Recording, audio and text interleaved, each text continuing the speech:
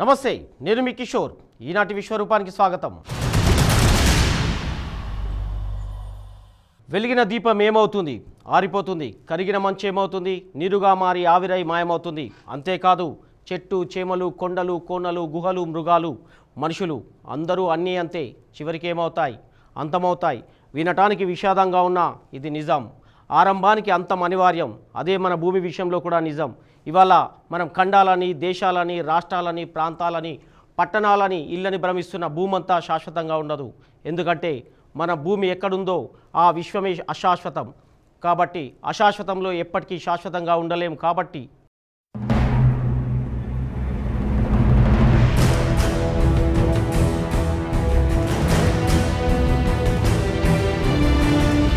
అస్తిత్వం. ఈ విశాల విశృంఖల విశ్వంలో భూమి అస్తిత్వం నిజంగా ఓ అద్భుతమే. ఎందుకంటే మనకు చాలా పెద్దదిగా అనిపించే భూమి అంతరిక్షంలో చాలా చిన్నది. ఎంత చిన్నది అంటే ఏదో ఒకరోజు మన భూగోళం బద్దలై మహాఘోరమైన ప్రళయకాల ధ్వని పుట్టినా ఈ విశ్వం క్షణం కూడా ఉలిక్కిపడదు.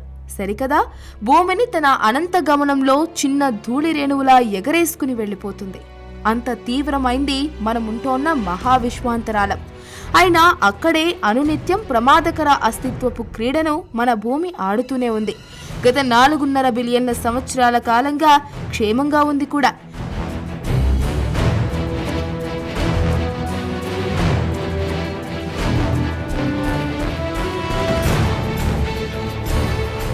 అనేకానేక ఇతర పాలపుంతల్ని, వచ్చిపడే దారుణమైన శక్తి శకలాలు, మన సౌర కుటుంబంలోనే తిరగాడే ప్రమాదకర ఉల్కలు, తోకచుక్కలు, ఇవి కాక సూర్యుడు వర్షించే అతినీలలోహిత కిరణాలు అన్నీ మన భూమి తట్టుకుంటూనే ఉంది. అయినా ఒక్క విషయం మనం అంగీకరించక తప్పని సత్యం. అదే, ఈ భూమి ఎప్పటికీ ఇలా ఉండదు. మరి ఏమవుతుంది? శాస్త్రవేత్తల వద్ద బోలెడన్ని ఊహలు, ఆలోచనలు, అంచనాలు వగైరా వగైరా ఉన్నాయి. అందులో అత్యంత ఆసక్తికరమైన గగురు పొడిచే 10ని ఇప్పుడు చూద్దాం.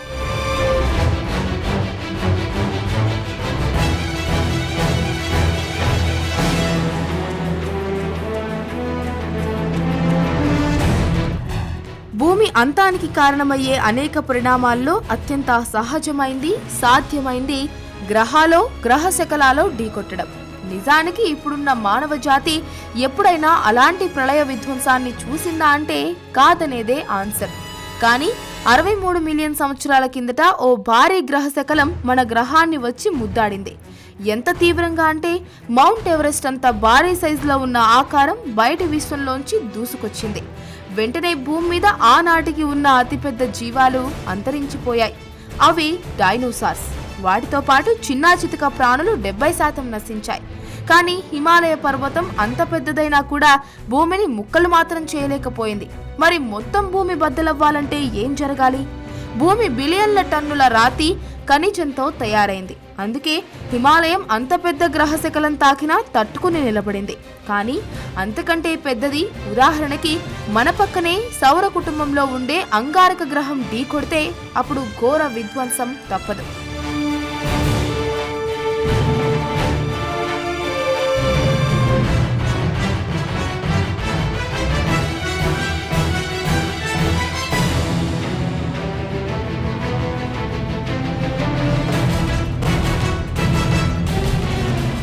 ఏదైనా కారణం చేత అరుణగ్రహం దారి తప్పి మన భూమి కక్షలోకి వచ్చేస్తే ముందుగా అది మన వైపు వస్తున్న దిక్కులలో భూమి చలించిపోతుంది.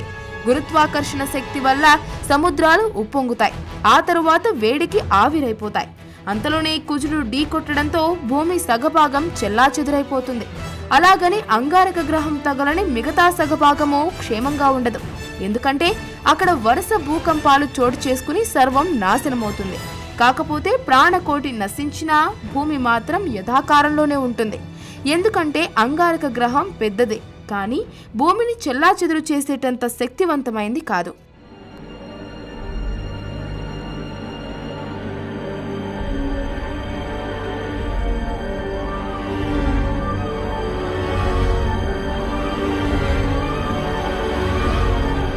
భూమిని మొత్తంగా బద్దలు కొట్టగలిగేది మనకు ఇంకో వైపున ఉన్న శుక్రగ్రహం. సూర్యుడి నుంచి రెండో స్థానంలో ఉండే ఈ అందమైన గ్రహం దాదాపు భూమికి సమానం. అలాగే భూబరువులో ఇది 80% కలిగి ఉంటుంది. అందుకే శుక్రగ్రహం భూకక్షలోకి వచ్చి యుద్ధం ప్రకటిస్తే 2 గ్రహాలు ఓడిపోక తప్పదు. అంతరిక్షంలో కోట్ల ముక్కలు చెల్లాచెదురుగా పడిపోతాయి. అయితే మళ్లీ అవి గురుత్వాకర్షణతో గోళాకారం దాల్చవచ్చు. ఇప్పటి భూమి కంటే ఆ కొత్త భూ శుక్ర సమాహారం చిన్నది లేక పెద్దది ఏదైనా కావచ్చు. గ్రహాలు దారి తప్పి వచ్చేసే అవకాశం నిజంగా ఉందా? లేకపోవడం అనేది విశ్వంలో లేదు. అవకాశం ఉంది, కానీ గడిచిన 4.5 బిలియన్ల సంవత్సరాల్లో అలా జరగలేదు.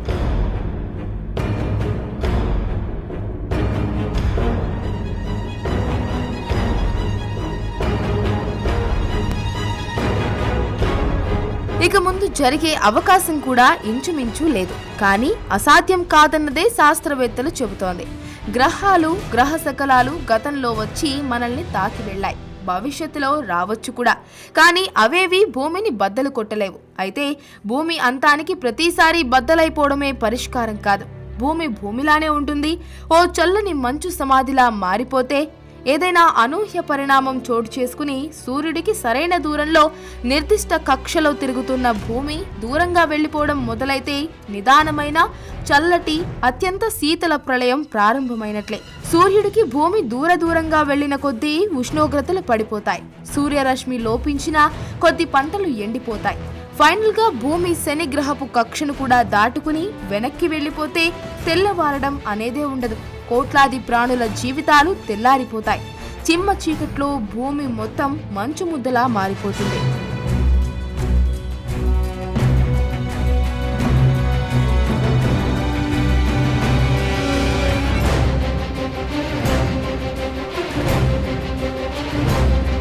సముద్రాలు, నేల అంతా శీతల సమాధిలో మునిగిపోతాయి. భూమి మొత్తం మంచులో బందీ అయిపోయినా ప్రాణి అన్నది లేకుండా పోతుందని భావించలేం. ఎందుకంటే సముద్రాల లోపల సూర్యుడితో సంబంధం లేకుండా బగబగమండే అగ్నిపర్వతాలు ఉంటాయి. అవి వదిలే వేడితో అతి చిన్న జీవులు అస్తిత్వం కొనసాగిస్తాయి. మనుషులు కూడా విధితో పోరాడి ఆ అగ్నిపర్వతాల వేడిమితోనే మంచు దుప్పట్ల కింద నగరాల్ని, సరికొత్త పద్ధతుల్లో వ్యవసాయాన్ని చేస్తే బతికేయవచ్చు. కానీ ఖచ్చితంగా ఇప్పుడున్నంత వైభోగంగా మాత్రం ఆ విషమ ఘడియల్లో ఉండలేము.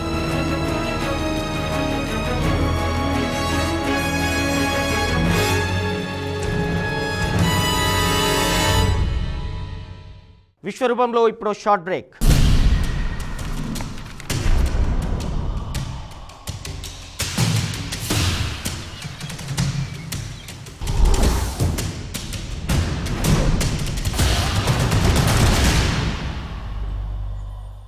భూమి బద్దలైపోవటానికి, భూమి అంతా ఓ మహాశ్మశానం అయిపోవటానికి గ్రహాలు వచ్చి ఢీకొట్టాలి.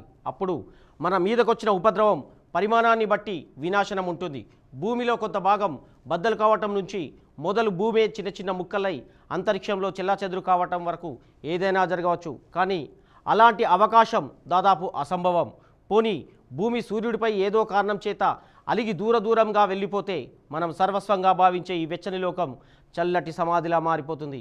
అయినా ఆ మంచు లోపలి పొరల్లో ప్రాణాలకి రక్షణ మిగిలే ఉంటుంది. మరి భూమిని సంపూర్ణంగా దహించేసేది ఏది?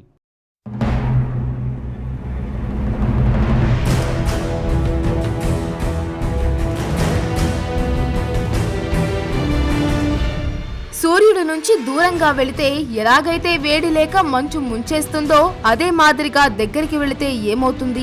ఒక్కసారి ఊహించుకోవడం ప్రారంభిస్తే ఒళ్ళు జలధరించే పరిణామాలు మనస్సు ముందు కదులుతాయి.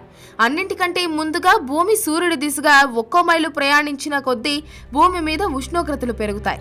ఇప్పుడు మనం మాట్లాడుకునే గ్లోబల్ వార్మింగ్ లాంటివేవి అప్పటి తీవ్ర తాపాన్ని వర్ణించలేవు. కారణం సూర్యుడికి మనం దగ్గరయ్యే కొద్దీ ధృవాల్లోని మంచు వేగంగా కరిగిపోతుంది. సముద్రాలు 200 అడుగుల ఎత్తుకి పైకి లేస్తాయి.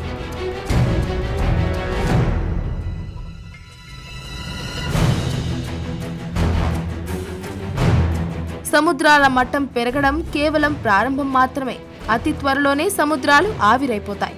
సూర్యుడి వేడి దగ్గరికి వెళ్లినా కొద్దీ పెరిగిపోతూ నీరన్నదే లేకుండా చేస్తుంది భూమి మీద. ఆ తరువాత కార్బన్ డైఆక్సైడ్ లాంటి వాయువులు భూమిని ఆక్రమించేస్తాయి. నిర్జీవంగా నిర్మానుష్యంగా ఉన్న భూగోళం అంతకంతకు ముందుకు వెళ్ళిపోతూనే ఉంటుంది. సూర్యుడికి ఇక కేవలం మరికొద్ది మిలియన్ల మైళ్ల దూరం ఉన్నప్పుడు భూమిలోని చాలా భాగం ఆవిరై అంతరిక్షంలో కలిసిపోతుంది. సూర్యుడి తాపం తట్టుకోలేక భూమి కొంతకాలం తోకచుక్కలా దర్శనమిస్తుంది. తరువాత సూర్యుడితో సమానమైన ఉష్ణోగ్రత గల భూగోళపు మధ్య భాగం వేగంగా బాణుడిలో పడిపోతుంది. సూర్యుడు నిర్వికారంగా బగబగ మండిపోతూనే ఉంటాడు.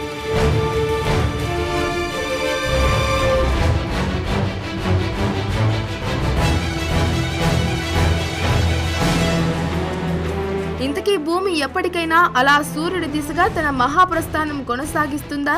అది జరగాలంటే మామూలు ప్రయత్నం సరిపోదు. సూర్యుడి లాంటి ఓ భారీ నక్షత్రం సౌర కుటుంబంలో ఇష్టానుసారంగా దూసుకుపోవాలి. అప్పుడు గ్రహాల గురుత్వాకర్షణ అస్తవ్యస్తం అయిపోయి గతులు తప్పుతాయి. అప్పుడైతేనే భూమి సూర్యుడిలో నశించిపోతుంది. భూమి అంతానికి తాను ముందుకో వెనక్కో వెళ్ళడం ఒక్కటే పరిష్కారం కాదు. నిజానికి భూమి అంతమైపోవాలంటే అది ఏమీ చేయక్కర్లేదు. ఎస్, భూమి ఇప్పుడు చేస్తున్న ఆత్మ ప్రదక్షిణం చేయక్కర్లేదు.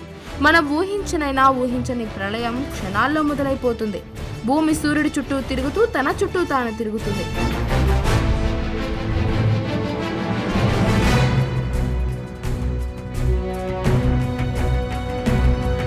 ఒకవేళ ఆ స్వయం పరిభ్రమణే ఆగిపోతే, ఏ కారణం చేతనైనా అదే జరిగితే అమాంతం అరాచకం మొదలవుతుంది. భూమి ఆగిపోయినా దానిపైన ఉన్న మన పరిసరాలు ఆగవు. అప్పుడు గంటకు 1000 మైళ్ల వేగంతో ఎదురుగా ఉన్న కట్టడాలు మొదలైన వాటిలో మనం గుద్దుకుంటాం. దారుణమైన గాలులు వీస్తూ కాంక్రీట్ బిల్డింగ్స్ ని కూడా నేల కూలుస్తాయి. భరించలేనంత వేడి పుట్టి కార్చిచ్చులు రాజుకుంటాయి. వీటన్నింటికంటే ప్రధానమైంది రేయింబవళ్లు ఆగిపోవడం.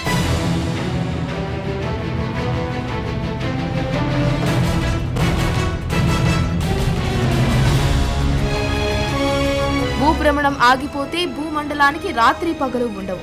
సగభాగం సగం సంవత్సరం వెలుతురులో ఉంటే మిగతా సగభాగం సగం సంవత్సరం చీకట్లో ఉంటుంది. అంతేకాకుండా ధృవాల మధ్య తీవ్ర వాతావరణ మార్పులు ఏర్పడి నెలల తరబడి తుఫాన్లు కల్లోలం సృష్టిస్తాయి. అప్పుడిక ప్రాణకోటి లేని నిర్జీవ భూమికి మిగిలేది 2 కాలాలు. ఒకటి దారుణమైన ఎండాకాలం, రెండోది దయనీయమైన చలికాలం.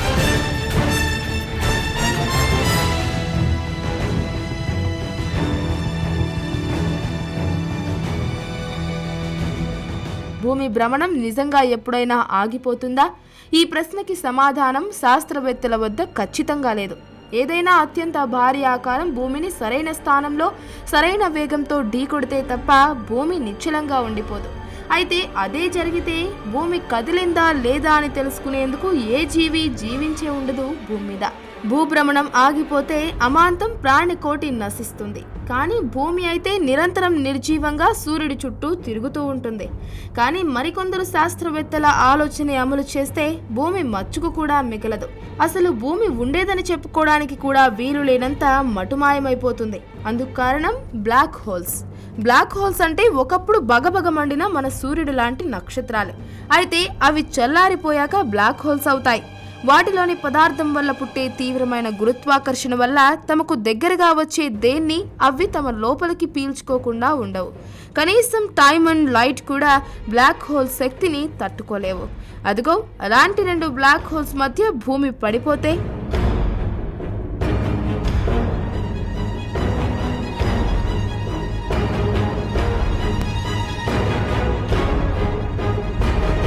రెండు బ్లాక్ హోల్స్ మధ్య భూమి చిక్కితే మాటల్లో వర్ణించలేని ఆకర్షణ శక్తి దానిపైన పనిచేస్తుంది. వెంటనే భూమి ముక్కలు ముక్కలుగా చీలిపోయి లావా ఎగతన్నుకొస్తుంది.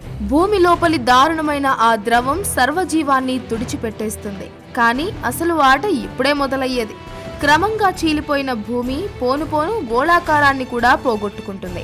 2 బ్లాక్ హోల్స్ ఇరువైపులా లాగేస్తుంటే సాగిపోతూ అమృతమథనం నాటి వాసికి పాములా కనిపిస్తుంది. తరువాత బ్లాక్ హోల్ శక్తి ఎక్కువయ్యే కొద్దీ సాగి సాగి తెగిపోతుంది. కొంతకాలానికి కృష్ణబిలాలు పూర్తిగా భూమిని మింగేస్తాయి. ఒకప్పుడు భూమి ఉన్న ప్రాంతం ఓ మహాశూన్యం తప్ప మరేం కాకుండా పోతుంది.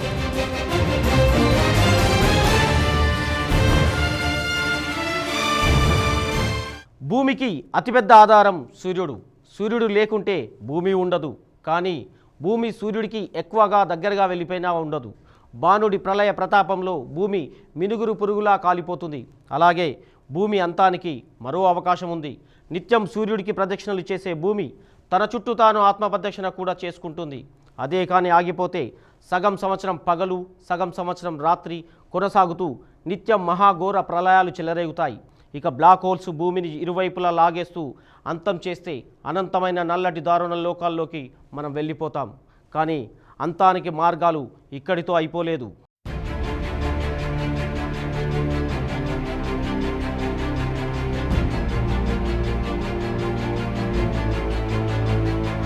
ఎక్కడో అంతరిక్షంలో బ్లాక్ హోల్స్ ఉండడం, అవి భూమికి దగ్గరగా రావడం, భూమిని ఇరువైపులకి లాగేయడం, భూమి క్రమంగా మాయమైపోవడం, ఇదంతా ఇంచుమించు అసాధ్యమైన విషయం.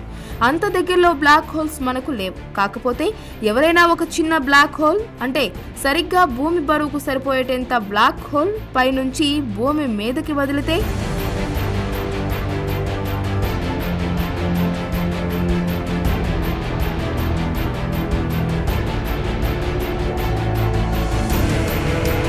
బ్లాక్ హోల్ భూమి లోపలికి ఉత్తర ధ్రువాన్ని ఛేదించుకుని రాగానే మనందరికీ ఒక విచిత్రమైన విభ్రాంతికర అనుభూతి మొదలవుతుంది. గాల్లోకి విసిరిన బంతి ఎప్పటికంటే రెట్టింపు వేగంతో భూమిని వచ్చి ఢీకొడుతుంది. మనుషులు కూడా అప్పటికప్పుడు రెండింతలు బరువు పెరిగిపోయినట్లు ఫీల్ అవుతారు. ఇదంతా ఎందుకంటే భూమిలోకి ప్రవేశించిన బ్లాక్ హోల్ తన చుట్టూ ఉన్న పదార్థాన్ని మింగేస్తోంది. క్రమంగా ఇదే జరుగుతూ అనేకానేక అగ్నిపర్వతాలకి, సరికొత్త అగ్నిపర్వతాలకి సైతం బద్దలయ్యే అవకాశం ఇస్తుంది. ఫైనల్గా ఎవరైనా ఏ వ్యోమనౌక నుంచైనా చూస్తే ఇలా తనలోకి తానే మాయమైపోతూ కనిపిస్తుంది. నిజానికి అది అదృశ్యమైంది బ్లాక్ హోల్లో.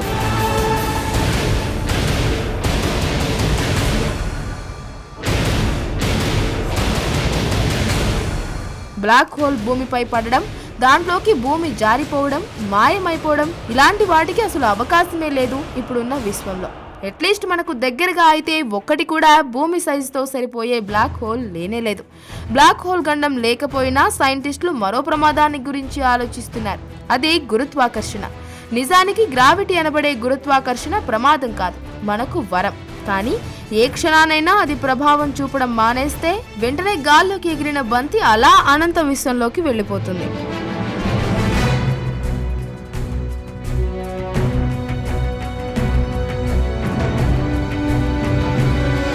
అదే కాదు, భూమి అనే బగబగమండే బంతి పైన ఉన్న మనమంతా కూడా గాల్లోకి ఎగిరిపోతాం. పైకి వెళ్ళిపోతూ ఊపిరాడక చచ్చిపోతా.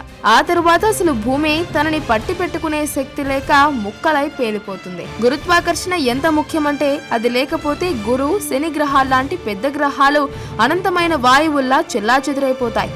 సూర్యుడు కూడా బ్రహ్మాండమైన విస్ఫోటనాలు చేస్తూ ముక్కలైపోతాడు. చివరకు భూమి ఈ ప్రళయంలో కేవలం దుమ్ము ధూళి అయిపోయి అంతరిక్షంలో అనామకమైపోతుంది.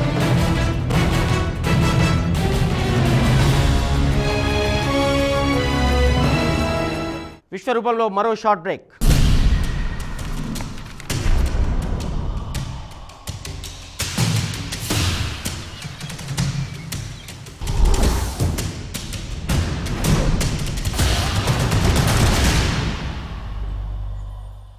ఎక్కడో అంతరిక్షంలో ఉన్న కృష్ణబిలాలు భూమిని మింగటం కాదు. ఏదైనా ఒక చిన్న బ్లాక్ హోల్ భూమిపైకి వచ్చేసినా లేదా కృత్రిమంగా బ్లాక్ హోల్ తయారు చేసినా మన భూమి కేవలం కొన్ని గంటల వ్యవధిలో నల్లటి చీకట్లోకి మాయమవుతుంది.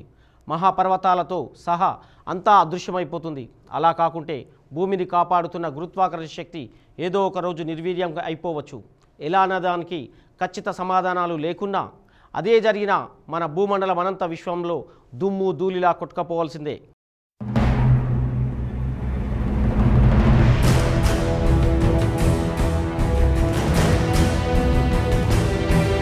భూమి అంతానికి ఇప్పటిదాకా మాట్లాడుకున్న భౌతికమైన పదార్థాలే కాదు, మరో మార్మికమైన యథార్థము సిద్ధంగా ఉంది. ఏంటది? అదే యాంటీ మ్యాటర్. అవును, మ్యాటర్ అంటే కళ్ళకు కనిపించే పదార్థం. దానికి వ్యతిరేకమైందే యాంటీ మ్యాటర్. మనం చూసేదంతా ఎలక్ట్రాన్లు, ప్రోటాన్లు వంటి వాటితో తయారవుతుంది. సరిగ్గా వాటికి వ్యతిరేక శక్తులున్న పాజిట్రాన్ లాంటి అణువులతో యాంటీ మ్యాటర్ తయారవుతుంది. విశ్వంలో ఇలాంటి యాంటీ మ్యాటర్ చాలానే ఉంది. కానీ మన కంటికి కనిపించే పదార్థ ప్రపంచం మాత్రం మ్యాటరే. యాంటీ మ్యాటర్ మనిషి కంటికి కనిపించదు.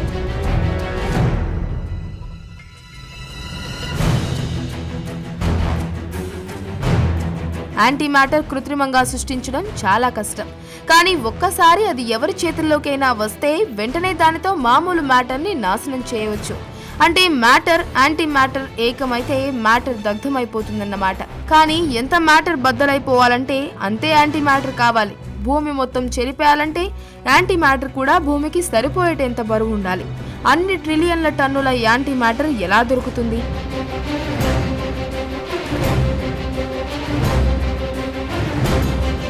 సూర్యుడి నుంచి పుట్టే అతి తీవ్రమైన వేడి వాయువుల్లో యాంటీ మ్యాటర్ సృష్టి జరుగుతుంది. అయితే ఆ సోలార్ ఫ్లేమ్స్ సాధారణమైనవి కావు. సంవత్సరంలో కొన్ని ప్రత్యేక సందర్భాల్లోనే పుడతాయి. అప్పుడు ఉద్భవించే యాంటీ మ్యాటర్కి తగలకుండా పోగేసి తెచ్చుకుంటే మ్యాటర్ నాశనం చేయడం సాధ్యమే. అయితే సూర్యుడి నుంచి తగినంత యాంటీ మ్యాటర్ బిలియన్ల సంవత్సరాలు ఎదురు చూస్తే తప్ప దొరకదు.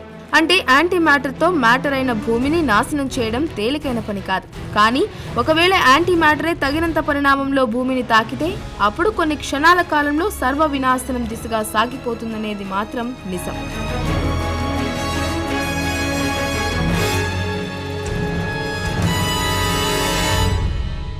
విశ్వం అంటే పెద్ద పెద్ద గ్రహాలు, నక్షత్రాలు, బ్లాక్ హోల్స్, పాలపుంతలు ఇవే కాదు, కంటికి కనిపించకుండా ఉండే యాంటీ మ్యాటర్ కూడా.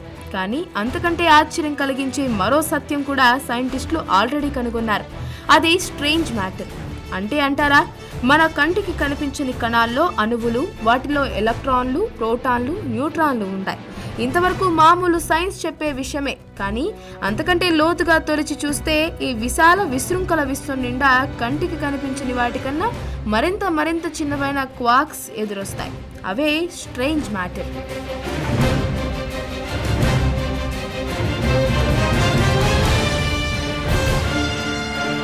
స్ట్రేంజ్ మ్యాటర్ అన్న పేరు క్వార్క్స్ లక్షణాల వల్ల వచ్చింది.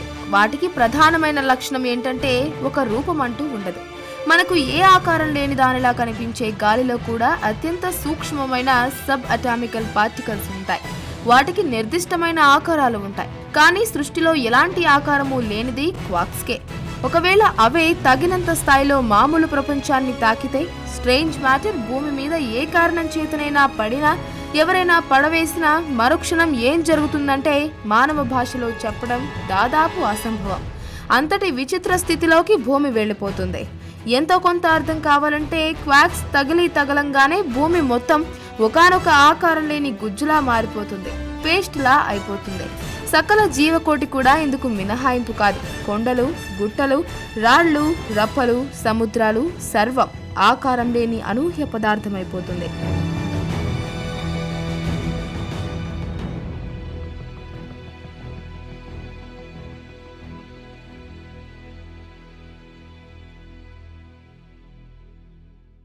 మనం చూసేది మ్యాటర్, మనం చూడలేనిది యాంటీ మ్యాటర్. ఆ యాంటీ మ్యాటర్ తగినంత సాధించటం ఇంచుమించు అసాధ్యమే. అయినా ఒకవేళ భూమి మధ్యలోకి తీసుకురాగలిగితే క్షణాల్లో మనం చూసే భౌతిక ప్రపంచమంతా బద్దలైపోతూ అంతరిక్షంలో కలిసిపోతుంది.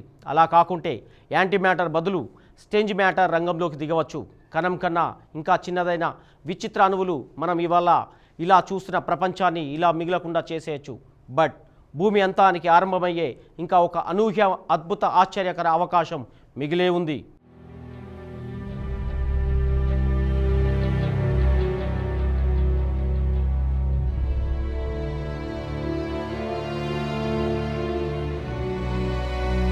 భూమిని అంతం చేయడానికి అత్యంత విచిత్రమైన నమ్మశక్యం కాని పద్ధతి ఏంటో తెలుసా? వెయిట్, వినే ముందు ఓసారి మిమ్మల్ని గిల్లి చూసుకోండి. బికాజ్ ఇప్పుడు మాట్లాడుకోబోయేది కల లాంటి విషయం. అవును, భూమి, గ్రహాలు, సూర్యుడు, సౌరమండలం, పాలపుంత, ఇలా మన విశ్వం అనంతంగా విస్తరించింది. ఇది అందరూ ఒప్పుకునేదే. కానీ ఇప్పుడిప్పుడే శాస్త్రవేత్తలు గ్రహిస్తున్న సత్యం మరొకటి ఉంది. మన విశ్వం నిజంగా ఒంటరి కాదు, తాను యూనివర్స్ కాదు, మల్టీవర్స్. అవును, ఏ విధంగా అయితే అనేక భూమి లాంటి గ్రహాలు ఉంటాయో అలానే విశ్వం లాంటి అనేక విశ్వాలు కూడా ఉంటాయి.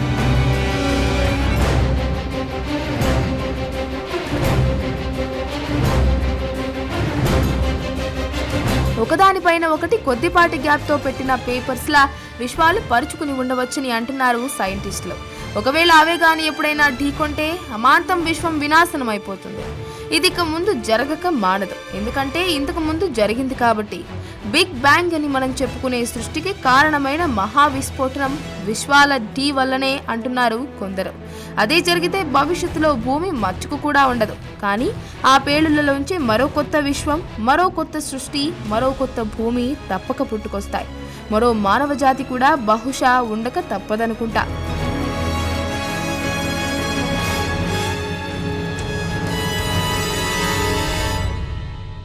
ఇది ఈనాటి విశ్వరూపం. వచ్చే వారం సరికొత్త అంశంతో మళ్ళీ కలుద్దాం. మీ కిషోర్.